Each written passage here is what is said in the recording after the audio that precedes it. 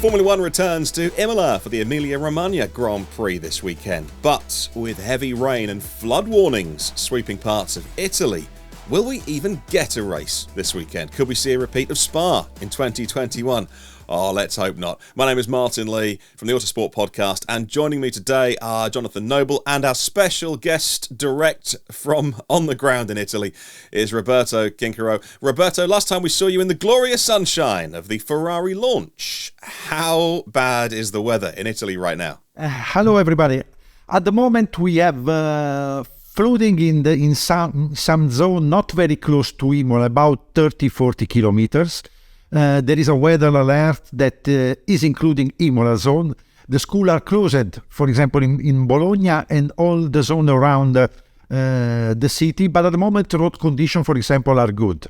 The good news is that according with the weather forecast, the situation should be better in the next days. We hope the rain probably still fall, but not hard like in the first day of the week. So there is a concrete hope that the Grand Prix weekend program should be not affected by the weather condition. But of course, John, bring the umbrella with you, and don't forget the waterproof shoes. That's very important. The wellies are going to get packed. Hang on, you're going to Italy in May. You shouldn't be packing the wellies.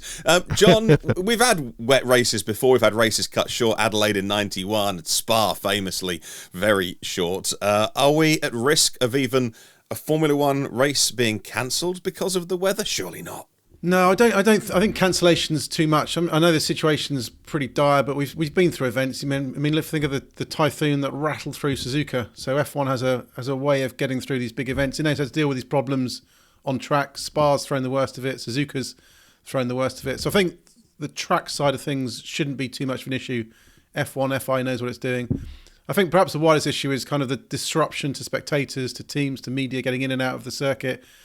I know last year, Roberto's probably had the same experience, but it rained on, I think, Friday and Sunday, and the media car park was in a field that they'd done virtually no treatment to. I remember very well. Everyone was getting stuck in the car park. They got tractors in to tow everybody out.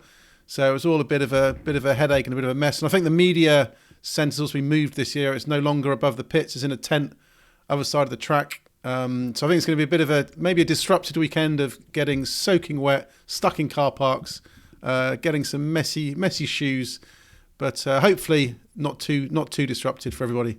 Okay, this will be more like rallying in the car park with your hire cars when you turn up there and you get off the plane. But Roberto, can you tell us a little bit about how this may or may not affect some of the upgrades? We know about a big Mercedes upgrade. We'll get to that in a minute. I'm not sure if your home team, Ferrari, are bringing too many upgrades to this weekend, but do you think with all the risk of perhaps extra damage, they would change their upgrade plan? If it's going to not be a straightforward weekend, so to speak, can they learn a lot from this weekend? Or will they go ahead, do you think, as planned? I think that in the wet condition, it's not easy for the engineers to judge how good this new package. So I heard this morning that Ferrari has decided to postpone the new suspension to the Barcelona weekend. So at the same time, wet condition can be an opportunity. That's for sure. If you want to try something different, the margin of error are smaller. But I think at the same time, with the less grip, drivers that have a car with more downforce are in a much better condition. And at the moment, the car with more downforce is Red Bull. So we'll see what's going to happen. It's not easy, but in any case, for the team that has planned to introduce a new package, to have a couple of sessions in the wet, because the data you have are not the same with dry condition, of course, and they are not good to judge how good is the new aero package or not. Roberto, just a little more on that Ferrari suspension upgrade. Is that because it's not ready, or because of the increased risk of damage and having a shortage of parts? No, because I think, first of all, I say not only, of course, there is the risk of damage, but at the same time, if you want to judge how good is the new package, you have to push at 100%, and in the rain you cannot. So I think that is the main reason for that. And John, what about this big Mercedes upgrade that seems to be talked up more by Red Bull than anybody else? But that's all part of the game, right? They want to say, hey, we're not that far ahead. Well, maybe. But Mercedes themselves, the drivers, I saw George Russell kind of talking it down a little bit and just setting the expectations. What do we know about this Mercedes upgrade, and what do you expect from it? Yeah, so it's been talked about for, I think, since the Bahrain Grand Prix, when Mercedes threw the towel in and realised that this concept, the zero pod concept, as it's become known, wasn't going to work, needed a new path. So it's been worked on. It's a new floor, new side pods, new front suspension.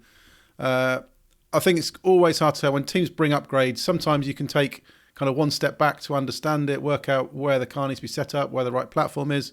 So it's not automatically a step forward. So I wouldn't anticipate suddenly the Mercedes is going to be up there challenging Red Bull for pole in the win. But I think what they do want to see, whether it's wet or whether it's dry, is it opening up a development path, that this is a new direction for the team. They want a car that's more stable. They want a more consistent platform, a car where the driver can have confidence under braking, that the kind of the rear end isn't going to overtake them as they come in, which will instill a bit more belief in them that they can push harder and should deliver lap time. So there's many aspects they want to see that we may not see on the actual stopwatch, but if it gives them direction, then I think that will give them the kind of the indications they're going the right way, and this is a path back towards the front of the grid. Can you help me understand a little bit more about when you say stability? Is that because after Miami I had that question for you, which they were sort of respectfully nowhere really in qualifying, and yet in the first half of the race Hamilton again struggled. Second half of the race came alive, had a really good result, and you said, yeah, that is all about the car being more manageable and stability and consistency. Can you expand a little bit on that and explain what that means and what this hopefully this upgrade does for the car? I think it's all about giving the drivers the confidence that they know what the car's going to do. I think they haven't found the kind of stability that Red Bull has. When you speak to other engineers, other teams about where the Red Bull advantage is, we all talk about DRS and this massive straight line speed advantage. But the other engineers aren't talking about that. They're talking about ride platform. Basically, the Red Bull appears able to deliver consistent downforce, whether the car's braking, whether it's accelerating under traction, in high-speed corners, low-speed corners, everywhere. It's completely stable, delivering to its peak. So its peak downforce, maybe less than what other cars are doing, like Aston Martin, for example. But it can do it. It can deliver this area much more around the whole lap, and that's where the lap time is coming from. I think Mercedes has lacked that. Lewis Hamilton in particular has lacked confidence. And if you don't have confidence under braking, you don't have confidence that when you turn in, the rear end isn't going to overtake you. You aren't going to go in at 100%. You're going to be slightly wary, slightly cautious. And I think in the race, drivers aren't pushing the limits to 100% as you are in qualifying. So you kind of those little weaknesses that you can have aren't as exposed. So I think this is what Mercedes want to do. They want to give Lewis and George absolute confidence that they know what the car's going to do. And I think that, in effect, may bring even more lap time than the out-and-out downforce gains from the upgrade. Roberto, any other upgrades that you are going to be looking for when you walk up and down the pit and paddock this week? AlphaTauri have a new floor, Alfa Romeo and Bottas saying he definitely needs an Imola F1 upgrade package. Anyone else that you're going to be looking out for? I'm expecting something more with Alpine, for example. I'm expecting probably something new in the McLaren. I think all the team are in that time of the season where they are start to introduce all the new package. We already seen new package in Miami, someone in Baku. The problem is that it's difficult in this condition to predict who will introduce the new things or not, because as I said, it's not the best to test the new part in the wet. So, but I'm expecting the first step, the final first step in Barcelona, because Monaco is not the place that consent you to evaluate how good is a package. No, absolutely not. Roberto, can you talk a little bit more about perhaps the weather and the rain on the performance of the cars this weekend? Now, I always say that rain is the great leveller.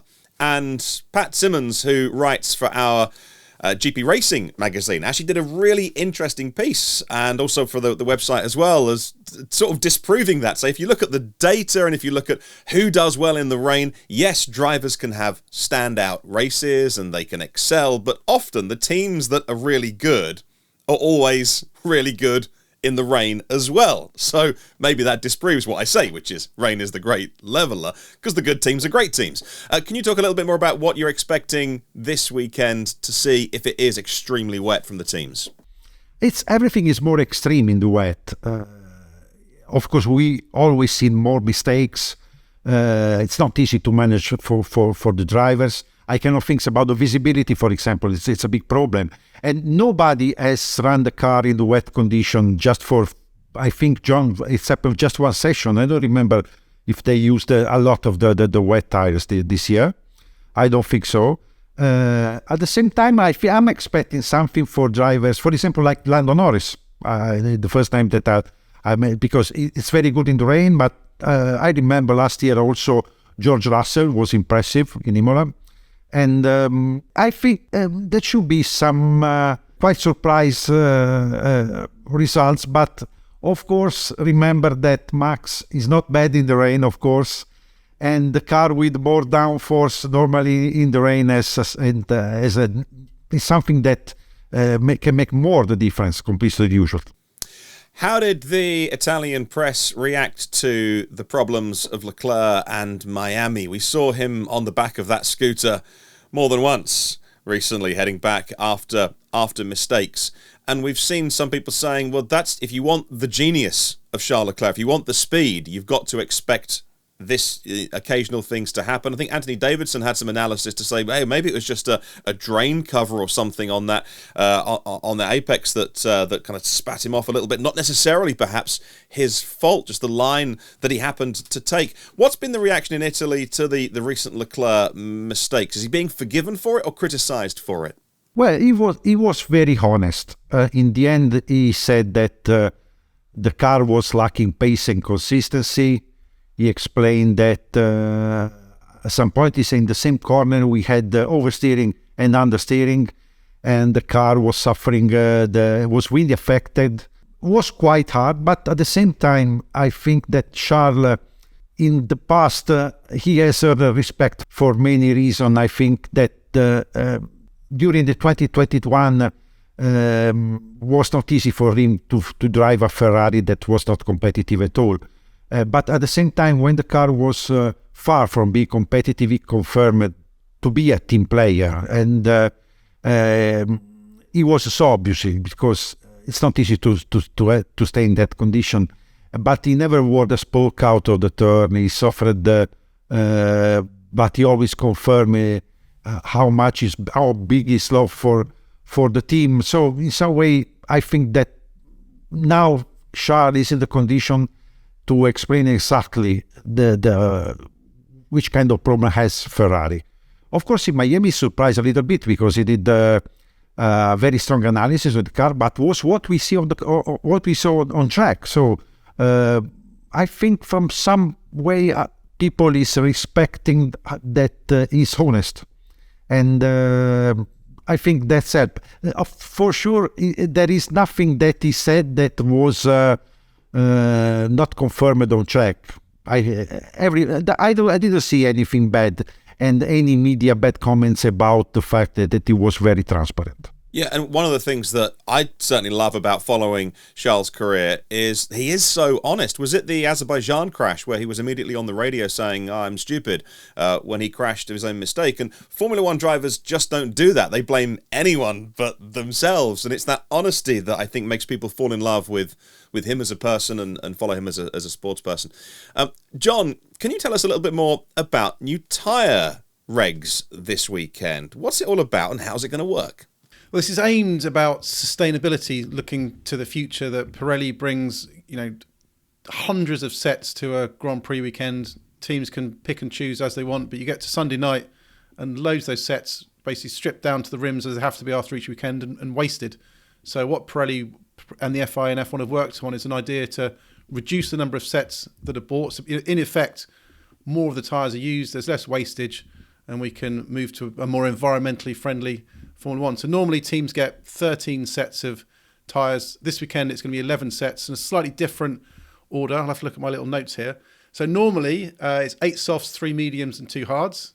This weekend it's 4 softs, 4 mediums and 3 hards. So slightly shifted towards. Plus, In qualifying, drivers have to use the hard in Q1, the medium in Q2, and the soft in Q3, unless it's wet, but we won't talk about that just yet. So in principle, it will make qualifying quite interesting because, we've seen some cars like the Ferrari struggle on the hard, for example, so they could face more headaches in Q1 just to kind of not trip up. So you're going to have this bit more jeopardy in qualifying. But I spoke to Mario Isola, the Pirelli F1 boss in Miami, about all this. And he said, actually, one of the other implications is that when we get to the races, normally teams have burned all their focus on the softs, trying to keep the softs for qualifying, so they burn through the mediums and hards in practice, get to the race and you get one soft, one medium, and then it kind of forces a one stop because teams can't take the risk of going for two mediums because they haven't got two new mediums and the soft's no good, so you get boring one soft. Now there should be at least two mediums, two hards for the races. That should open up the possibility perhaps for teams to roll the dice a bit more and we get back to two-stop races. Because I think one of the issues with the racing this year is we've had quite predictable one-stops where everyone stops roughly the same time, and that doesn't deliver exciting F1 races. Yeah, especially if there's a safety car and everyone's in that window and everybody does the same strategy, then it kind of takes away that sense of jeopardy where people are on different strategies. Of course, we saw in Miami, I think whatever Max Verstappen would have done, he would have won that event. I know people kind of argue over the different tyre strategies to Perez, but I think he was just on a different level. Hey, talking of Miami, it's been criticised for having fake water there. That won't be the problem this weekend, Roberto. There'll be too much of the real stuff falling from the sky. But how do you feel about leaving behind all the razzmatazz and the VIPs and the influencers in their in their high heels and sunglasses walking around, who might not be the most hardcore Formula One fans, but that's okay, everyone's welcome, to returning to, well, you mentioned some mud in the car parks of a more classic, traditional venue. How are you looking forward to Formula One, sort of just doing a different kind of event? But I like that, can you imagine 23, 24 races exactly with the same atmosphere, the same context, the same program? I like that that kind of the show we have seen in Miami. Someone criticized it, but I think in Miami works. Should be strange for me to see that one in Silverstone probably, or in Imola, or in other places. It's American style, but we were in America, so it works. It's not easy to have 100% of consent from the people because everybody has a different view. But I think it's important to respect what European, as you said, the traditional places like Monza, Imola, Silverstone or Spa, to respect these places. But I don't see any problem to try to introduce something new in a new context. Of course, I don't want to see the same show everywhere. That's for sure. Different is the story about the probably the race format, like the sprint qualifying format. I prefer to see 6 races than not 23 races with that format. So I personally I have nothing against the new idea. The most important thing is to respect the value of Formula One, the historical value of Formula One. And I like something new, but not the revolution. That is the point. Yeah. And John, they have made space in the day on Sunday to have that driver unveiling ceremony if they want to do it everywhere. I think it suited Miami. Do we know any more about how this weekend will be? Will we be welcoming out the drivers with their umbrellas, or are they resting that particular feature for this weekend? No, I think it's planned for, between 6 or 7 more races. So you can probably suspect it will be Austin, Vegas, maybe Mexico. So I think more of the races where it fits. I think Roberto's right. It won't work everywhere. I think it is good we cater to new audiences and bring on audiences, and no one can knock the fact that F1 is now hugely popular in America. We spent decades and decades and decades failing to make a breakthrough in the United States, and it's now happened. The sport's massive, getting bigger. Everyone's loving it. American businesses are loving it. American fans are loving it. So this can only be good for Formula One. So if we've got to do things slightly different from America, that's fine. I don't have an issue with it. But I think one critical element that is important, that we can't just have a Formula One that is just this razzmatazz and the show and the spectacle, introducing drivers. The show on Sunday still needs to be A1. And I think at the moment, there are some issues that he's sorting on Sundays. A bit more analysis on what's going on with the cars. What are the tyre strategies playing out? DRS zones, all this sort of thing. So I think the racing could be better. Maybe a bit of analysis on what's going on there. So as long as the Sundays are great, I don't care what they do before the lights go out. Absolutely. Well, the weather so far this year has spiced things up a little bit at times. The weather this weekend is going to be a big talking point, but we all want to see an event for the fans and for the rest of us watching at home. That's just about does it for us. Thank you for joining us. We look forward to reading more of your coverage online on autosport.com and motorsport.com as well, particularly with Roberto's Inside Track and what's happening in Italy. And make sure you subscribe to our channel to stay up to date with everything that's going on as we enter the first triple header of the year. Thanks for watching, and we'll see you on the next one.